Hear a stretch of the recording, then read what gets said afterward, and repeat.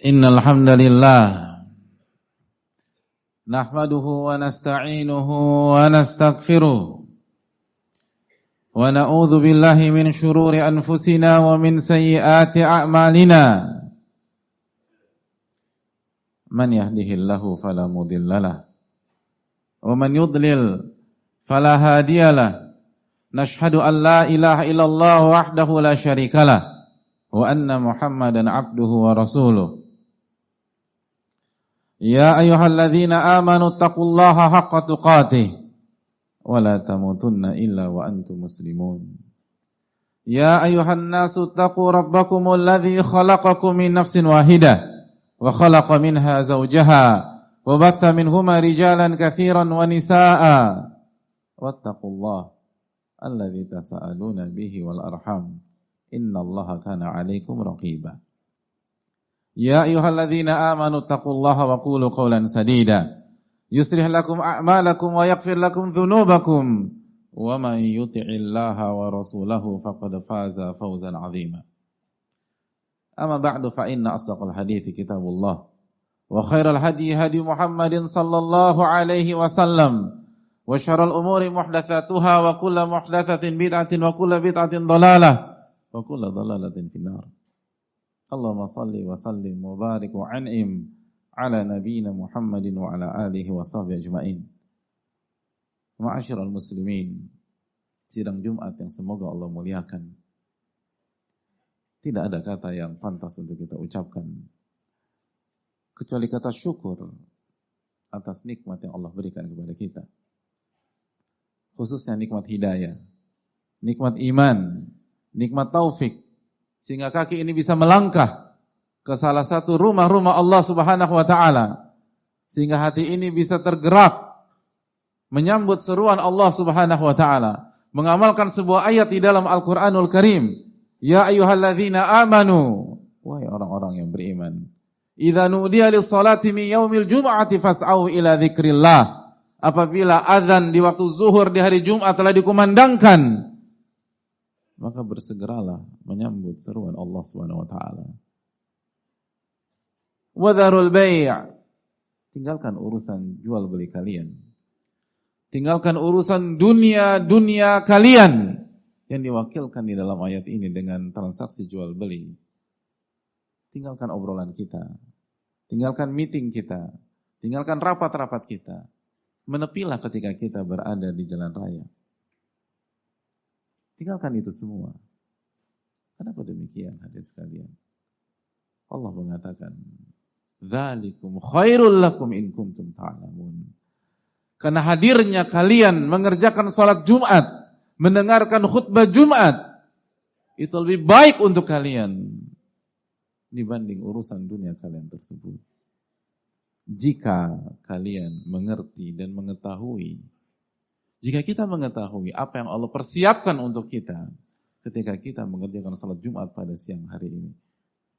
Jika kita mengetahui apa yang Allah janjikan kepada kita. Tapi hadirin sekalian, banyak orang tidak mengetahuinya. Maka banyak orang melalaikan seruan Allah, khususnya di saat zuhur di hari Jumat.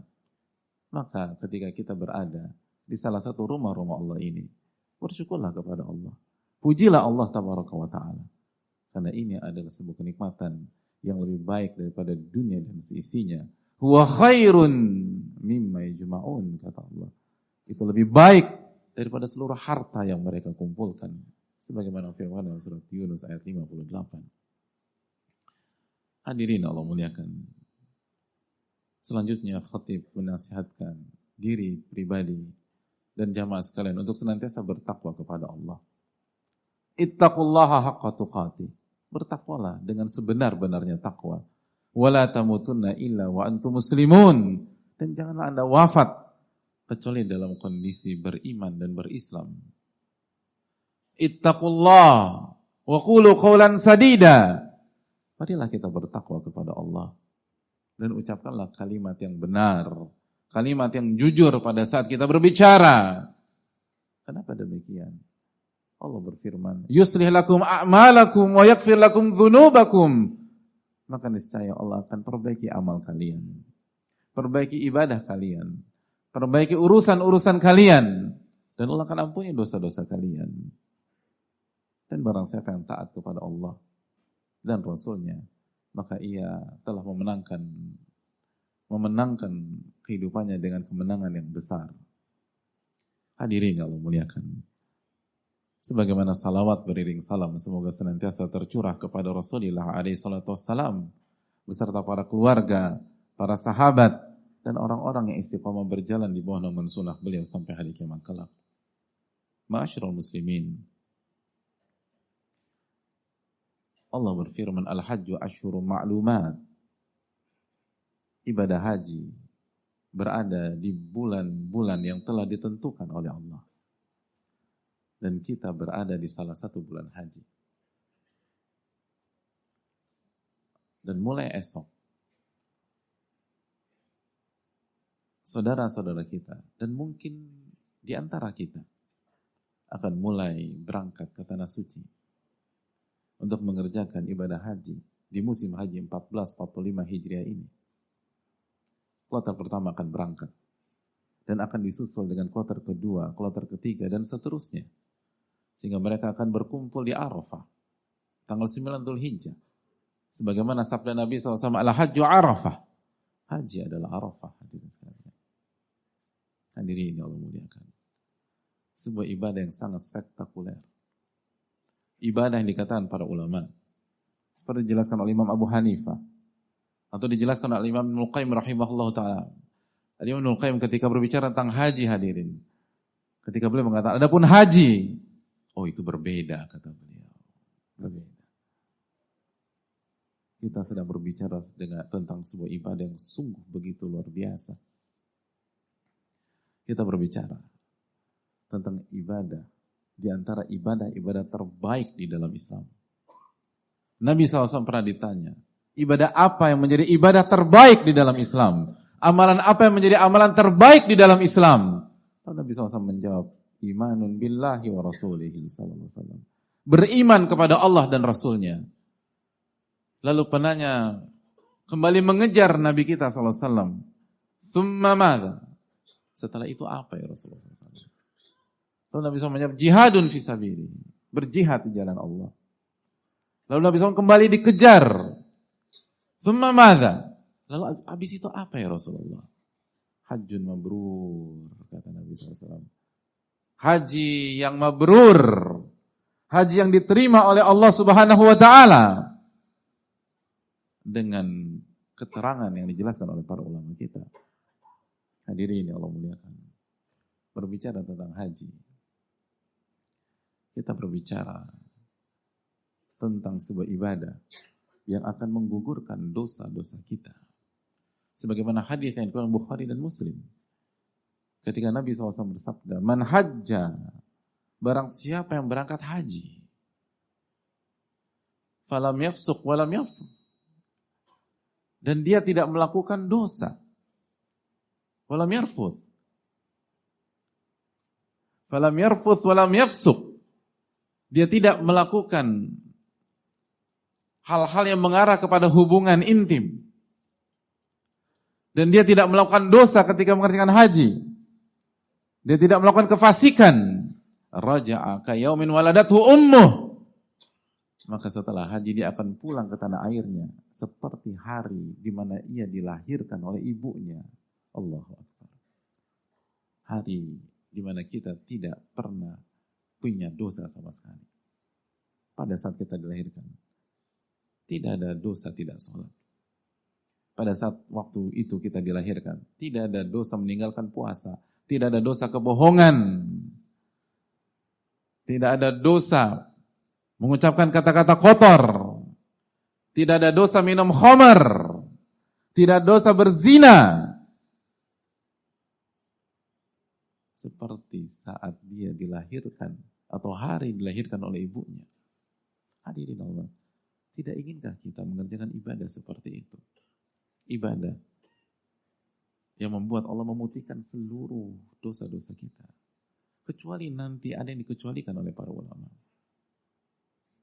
Hadirin Allah muliakan. Ibadah yang sangat ajaib. Ya, sangat ajaib. Nabi SAW bersabda dalam hadis Tirmidzi, tabi'u bainal haji wal umrah. Selang-selinglah antara haji dan umrah. Anda berangkat haji, lalu Anda berangkat umrah. Nanti haji lagi, nanti umrah lagi. Selang-selinglah antara haji dan umrah. Ini anjuran dari Nabi kita SAW. Betul, kewajiban ibadah haji hanya sekali seumur hidup. Tapi bukan berarti Anda tidak boleh berangkat ke sana kembali. Bahkan bukan berarti kita tidak dianjurkan untuk kembali berangkat. Bahkan Nabi kita SAW bersabda, tabi'u bainal haji wal umrah. Selang-selinglah antara haji dan umrah. Kenapa Nabi SAW sangat menekankan ibadah ini, hadirin?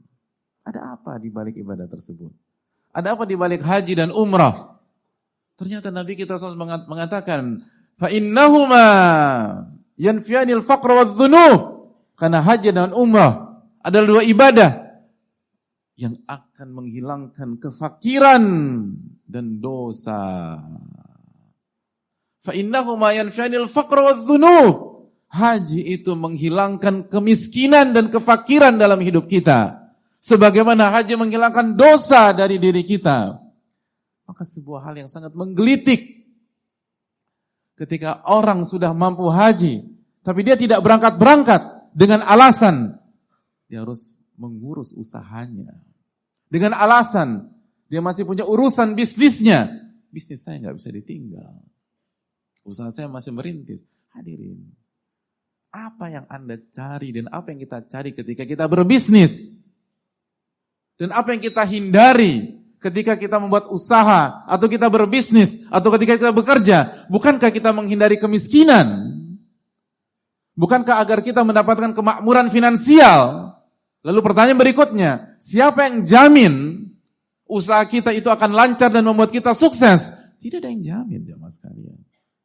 Ada dalil turun dari langit bahwa bisnis kita pasti berhasil? Gak ada kepastian demikian.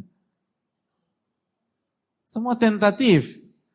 Lalu bagaimana mungkin orang yang beriman kepada Allah lebih memilih hal yang tentatif dan tidak mau meninggalkannya? Tidak mau meninggalkan bukan dalam waktu 1 bulan, hadirin. Dan Anda tinggalkan untuk haji sebuah amalan yang diberikan garansi oleh Nabi kita sallallahu alaihi wasallam. Bisnis kita tidak ada garansi dari Nabi sallallahu alaihi wasallam, tapi haji ada. Nabi SAW mengatakan fa innahu ma yanfi'anil faqr wadz-dzunub. Haji dan umrah akan menghilangkan kefakiran, akan menghilangkan kemiskinan dan akan menghilangkan dosa. Adakah garansi dari Nabi kita SAW terhadap usaha Anda? Tidak ada.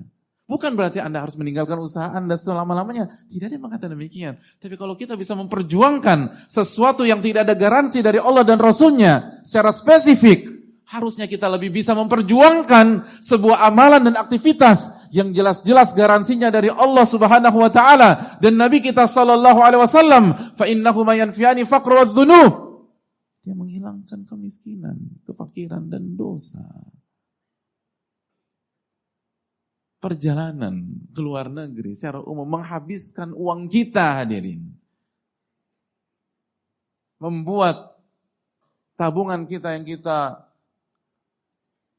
tabung selama 1 tahun, 2 tahun, 3 bulan habis ludes. Kenapa? Saya baru pergi ke luar negeri. Saya baru pergi ke Eropa. Saya pergi ke Afrika. Saya pergi ke Amerika. Maka sekarang tabungan saya nggak ada. Dan saya harus rintis dari awal. Saya harus nabung lagi dari awal. Adapun haji, ini perjalanan ajaib, hadirin. Haji menghilangkan kemiskinan. Tapi masalahnya, seberapa percaya dan yakin kita dengan sabda Rasulullah SAW saat kita bicara haji.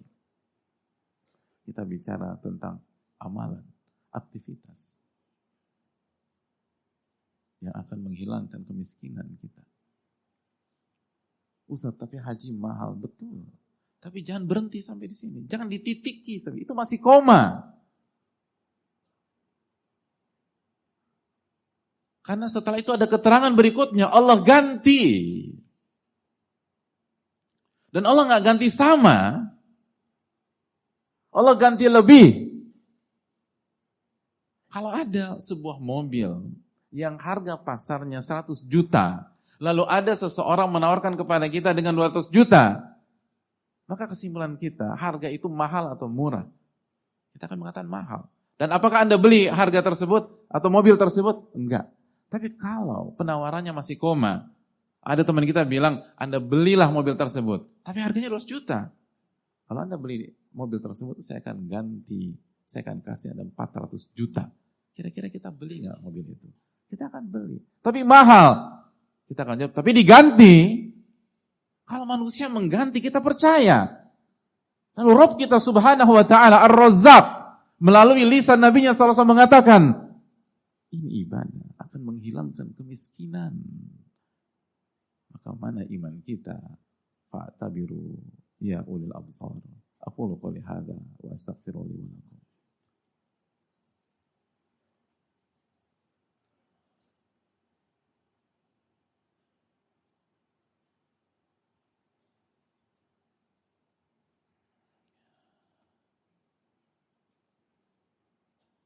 Alhamdulillah hamdan katsiran thayyiban mubarakan fi kama yuhibbu rabbuna wa yarda. Wassalatu wassalamu ala nabiyyina Muhammadin wa ala alihi wa sahbihi ajma'in. Ma'asyiral muslimin, ya Allah muliakan. Bicara tentang haji, kita seperti dibawa ke dimensi lain, jemaah. Karena ketika kita menjadi jamaah haji, maka ada status yang begitu luar biasa menempel di dalam diri kita, menyatu dalam sanubari kita. Status yang sangat prestisius, khususnya bagi pendosa seperti kita. Status yang begitu mewah, khususnya seperti hamba yang hina seperti kita. Nabi SAW menjelaskan status tersebut dalam hadis yang dikeluarkan Ibnu Majah. Beliau mengatakan al-ghazi wal haj wal mu'tamir wafdullah. Orang yang berjihad, orang yang haji dan orang yang berumrah adalah tamu-tamu Allah Subhanahu wa taala. Allahu akbar. Tamu, masyaallah muslimin. Tamu Allah. Hamba seperti kita bertamu kepada Rabbul Alamin. Berapa persen di antara kita pernah masuk istana negara sebuah negara? Siapa di antara kita yang pernah diundang oleh kepala negara di dunia ini? Dan apabila kita mengajukan bahwa kita ingin bertamu ke istana tersebut melalui kedutaannya, kira-kira diterima apa tidak, hadirin? Siapa kita bisa masuk ke sebuah istana di sebuah negara, lalu bertemu dengan orang nomor 1 di negara tersebut? Dan kita nggak usah bicara negara lain, negara kita sendiri. Siapa kita, Masya Allah? Tapi dengan haji, hamba yang rendah ini, kita yang hina ini, kita yang penuh dengan dosa ini, kita yang tercipta dari mani yang rendah ini, bisa menjadi tamu Allah Tabaraka wa Ta'ala. Karena Allah Subhanahu wa Ta'ala berfirman dalam surat Al-Hajj ayat 27, wa'adzin fin nasi bil hajji. Allahu akbar. Undanglah manusia untuk mengerjakan ibadah haji. Ini ayat yang melahirkan status tamu bagi para jamaah haji. Kenapa demikian? Karena Allah yang undang. Allah sudah undang kita dalam surat Al-Hajj 27. Cuman kita yang tidak baca undangannya. Allah undang. Dan yang semakin presisius, Allah perintahkan kekasihnya untuk memberitahukan kita, wa'adzin fin nas bil haji, Tolong sampaikan kepada manusia. Mereka diundang untuk naik haji. Siapa yang disuruh menyebarkan undangan tersebut dan menyampaikan undangan tersebut ke diri kita? Silakan baca buku tafsir hadirin. Kita akan mendapatkan satu nama besar, Nabi Ibrahim alaihissalam. Maka dalam ayat ini menjelaskan kepada kita bahwa haji adalah undangan dari Allah Subhanahu wa taala dan Allah perintahkan Nabi Ibrahim untuk menyampaikan kepada seluruh manusia. Yang undang adalah Allah, yang menyampaikan undangan itu Nabi Ibrahim alaihissalam. Adakah undangan yang lebih presisius?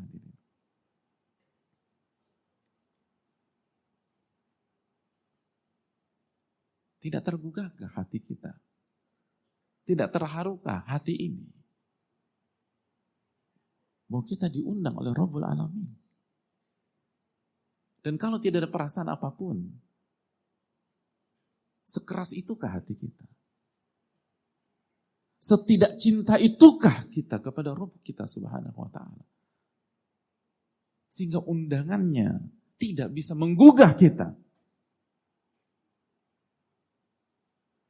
Kita yang selama hidup kita pernah ke berbagai macam negara, pertanyaannya, kok bisa sampai di sana? Apakah Anda diundang oleh kepala negara tersebut?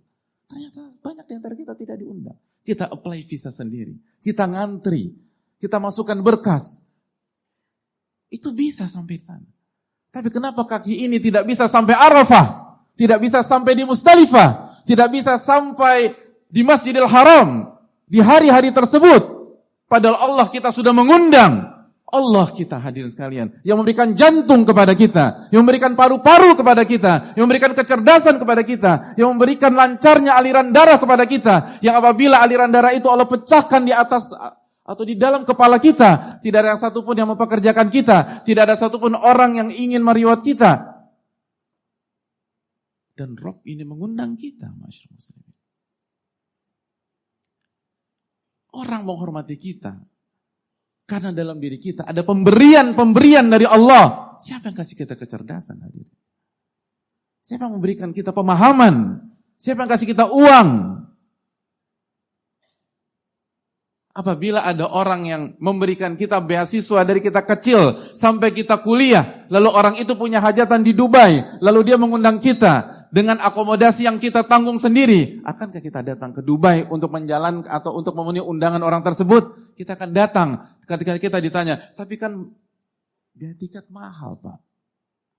Lalu hotel di Dubai nggak murah. Maka kita akan jawab, orang ini punya jasa besar dalam hidup saya. Dia kasih saya beasiswa dari SD sampai kuliah. Lalu apa yang Allah berikan kepada kita, masyarakat muslimin? Kalau Allah tidak perlu berhentikan detak jantung kita. Allah tambah saja detakan jantung tersebut. Sehingga berdetak lebih cepat daripada normal. Itu senyum di raut wajah kita hilang hadirin. Kita pucat sepucat-pucatnya. Allah tidak berhentikan jantung kita. Allah tambah saja detakan jantung tersebut. Tidak ada senyum manis. Tidak ada gelak tawa. Dan Rabb yang maha berkuasa ini mengundang kita. Oleh karena itu, lanjutkan surat Al-Hajj ayat 27. Mari kita lihat apa respon dari orang-orang beriman ketika dia mengetahui dan mereka mengetahui bahwa Rabb-nya mengundang dia. Allah mengatakan tentang orang-orang beriman yang mendengar undangan dari Allah Subhanahu wa taala, ya'tuka rijalan wa 'ala kulli dhamirin ya'tina min kulli fajjin 'amiq. Maka orang-orang beriman ketika mendengar dan mengetahui bahwa Rabb-nya, Allahnya, Tuhannya mengundang dia, maka dia akan berusaha menuju tanah suci walaupun harus berjalan kaki atau naik unta yang kurus dan tidak proper. Dan mereka jalan dari segala penjuru dunia yang jauh dari kota Mekah. Mereka tidak peduli tentang jarak. Mereka tidak peduli tentang biaya. Mereka tidak peduli dengan rasa capek dan letih yang mereka pikirkan ketika Ar-Razzaq mengundang mereka. Ketika Ar-Rahman Ar-Rahim mengundang mereka. Bagaimana saya bisa sampai ke Mekah dengan cara yang halal. Dengan cara yang benar. Kalau harus berjalan kaki, saya akan berjalan kaki. Kalau hanya ada, kalau Boeing tutup, kalau Airbus tutup, kalau Sukai tutup, yang ada hanya onta di Ragunan misalnya, ketika kita sebagai warga Jakarta, maka dia akan menyewa onta Ragunan untuk bisa sampai ke Mekah. Tidak ada excuse hadirin, tidak cari-cari alasan, tidak ada cari pembenaran. Kenapa demikian? Karena yang mengundang Al-Hayyu Qayyum, yang memberikan kehidupan kepada kita, yang mengundang Malik Yaumiddin, yang punya hari kiamat, yang mengundang adalah pemilik surga dan neraka, yang mengundang, yang bisa mencabut nyawa kita detik ini, di siang hari Jumat ini. Yaitu kari jalan. Maka orang-orang beriman akan berusaha sampai ke Mekah walaupun berjalan kaki. Atau naik transportasi yang tidak proper sama sekali. Tidak layak sama sekali. Tapi kalau itu bisa sampai menyampaikan mereka ke Mekah dengan cara yang legal, dengan cara yang halal, maka mereka akan berangkat ke sana. Oleh karena itu, tanya diri kita, benarkah kita tidak mampu ketika kita belum berhaji sampai tahun ini? Atau karena kita tidak mau, atau tidak memprioritaskan? Karena ada banyak orang, hadirin sekalian, kalau dia memprioritaskan dari dia remaja, dari dia akil balik, dia bisa berangkat dari 10 tahun yang lalu, 15 tahun yang lalu. Coba setelah kita, bagi kita yang belum haji, pulang ke rumah, lihat aset yang ada di rumah kita. Lihat mobil kita. Lihat koleksi motor kita kalau kita punya. Lihat barang-barang yang kita beli, padahal itu bukan kebutuhan primer. Kalau barang-barang itu dijual, atau dulu kita tidak beli, lalu kita jadikan tabungan haji, maka jawaban banyak di antara kita sudah haji dari dulu. Allah berfirman dalam surat Ali Imran 97, walillahi 'alan nasi hijjul baiti man istata'a ilaihi sabila, dan hak Allah yang wajib ditunaikan oleh manusia, berangkat haji jika mampu, bukan jika mau. Man istata'a ilaihi sabila, jika mampu, bukan jika ingin. Allah tutup dengan firman-Nya, dan barang siapa yang kufur, tidak mau berangkat, mendustakan, maka Allah tidak butuh dengan alam semesta. Ghaniyun 'anil 'alamin. Allah enggak butuh dengan Anda. Allah enggak butuh dengan haji Anda. Allah enggak butuh dengan alasan Anda. Allah enggak butuh dengan kita yang butuh, jemaah. Kita akan mati, kita akan dikubur, kita akan dimandikan, kita akan ditinggal oleh orang-orang terdekat kita, dan pada saat itu yang ada hanya penyesalan. Rabbirji'un, kembalikan aku ke dunia, la'ali a'malu salihan fima taraktu, agar aku bisa mengerjakan amalan, di antaranya haji, yang selama ini sebenarnya aku bisa berangkat, tapi aku sia-siakan. Aku qouli hadza wa astaghfirullah wa lakum. Hadirin Allah muliakan, semoga Allah Subhanahu wa taala bisa memudahkan kita dan menolong kita untuk bisa berangkat haji. Kalau tidak di tahun ini, tapi tahun-tahun yang akan datang. Dan semoga Allah Subhanahu wa taala memudahkan setiap di antara kita dan jamaah haji Indonesia di musim haji 1445 Hijriah. Semoga Allah mudahkan perjuangan mereka untuk naik haji di tahun ini, dan Allah Subhanahu wa taala mudahkan untuk mendapatkan haji yang mabrur. Innallaha wa malaikatahu yusholluna 'alan nabi ya ayyuhalladzina amanu shallu 'alaihi wa sallimu taslima. Allahumma shalli 'ala Muhammad wa 'ala ali Muhammad kama shallaita 'ala Ibrahim wa 'ala ali Ibrahim innaka Hamidum Majid. Allahumma barik 'ala Muhammad wa 'ala ali Muhammad kama barakta 'ala Ibrahim wa 'ala ali Ibrahim innaka Hamidum Majid. Allahumma ighfir lil muslimin wal muslimat wal mu'minin wal mu'minat al ahya'i minhum wal amwat innaka sami'un qaribun mujibu da'wat. Allahumma inna nas'aluka al-huda wat tuqa wal 'afaf wal ghina. Allahumma inna na'udzubika min ilmin la yanfa' wa min qalbin la yakhsha wa min nafsin la tashba' wa min da'watin la yustajabu laha. Allahumma ansurna wal muslimin khasatan al-madhlumina minhum fi Filistin, fi Gaza wa fi kulli makan ya rabbal alamin. Allahumma ansur ikhwanana al-muslimin al-madhlumina fi Filistin wa fi kulli makan ya rabbal alamin. Allahumma ansurhum nasran aziza. Allahumma thabbit aqdamahum وانصرهم على القوم الكافرين اللهم ارحم موتاهم وتقبل شهداءهم واشف مرضاهم وداوي جرحاهم اللهم احفظ نساءهم وأطفالهم وأعراضهم اللهم أفرغ عليهم صبرا اللهم أنزل سكينتك عليهم يا رب العالمين اللهم عليك بأعدائهم أعدائك يا رب العالمين اللهم عليك بأعدائهم أعدائك يا رب العالمين يا أرحم الراحمين يا مجيب السائلين ربنا آتنا في الدنيا حسنة وفي الآخرة حسنة وقنا عذاب النار اللهم وفقنا وإياهم وللمسلمين للحج المبرور في هذا العام وفي المستقبل يا رب العالمين ربنا آتنا في الدنيا حسنة وفي الآخرة حسنة وقنا عذاب النار وصلى الله وسلم على نبينا محمد وعلى آله وصحبه أجمعين.